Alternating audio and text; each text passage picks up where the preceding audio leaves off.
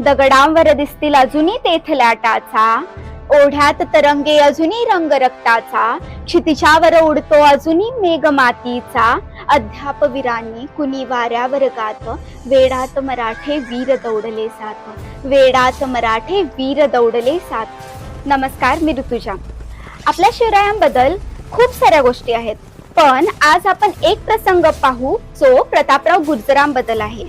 वेडात मराठे वीर दौडले साथ या मागचा प्रसंग आपण जाणून घेऊया. आपल्याला सरसेनापती हंबीरराव यांच्याबद्दल तर माहिती आहे, पण त्यांच्या अगोदर सरसेनापती कोण होते? ते होते प्रतापराव गुर्जर. बहिलोल खान पकडला गेला, तो हरला, लाखोंचं सैन्य झुकलं.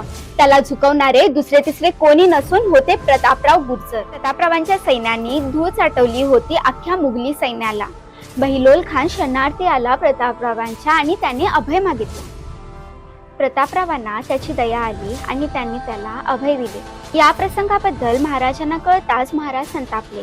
त्यांनी पत्र धाडले की त्यांना धरावे किंवा मारावे हा संदेश असताना तुम्ही केलेले कृत्य हे सरसेनापती पदाला अशोभनीय आहे. प्रतापराव अस्वस्थ झाले. त्यांनी मागचा पुढचा विचार न करता आपल्या सोबत 6 जणांना घेऊन बहिलोल खानाच्या सैन्यावर तुटून पडण्यासाठी निघाले.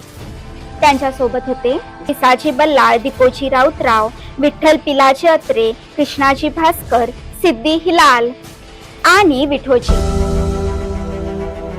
आश्चर्यमुग्ध टाकून मागुती सेना, अपमान बुजवण्यासात अर्पुनी माना, छावणीत शिरले थेट भेट गनिमांना, कोसळल्या उल्का चळत 7 दर्यात, वेडात मराठे वीर दौडले साथ, दगडांवर दिसतील अजूनही तेथल्या टाचा, ओढ्यात तरंगे अजूनही रंग रक्ताचा, क्षितिजावर उडतो अजूनही मेघ मातीचा, अध्यापवीरांनी कुणी वाऱ्यावर गात, वेडात मराठे वीर दौडले साथ, वेडात मराठे वीर दौडले साथ. महाराजांचा तो एक शब्द राखण्यासाठी या 7 वीरांनी प्राणांचाही विचार न करता वीरगतीला प्राप्त झाले.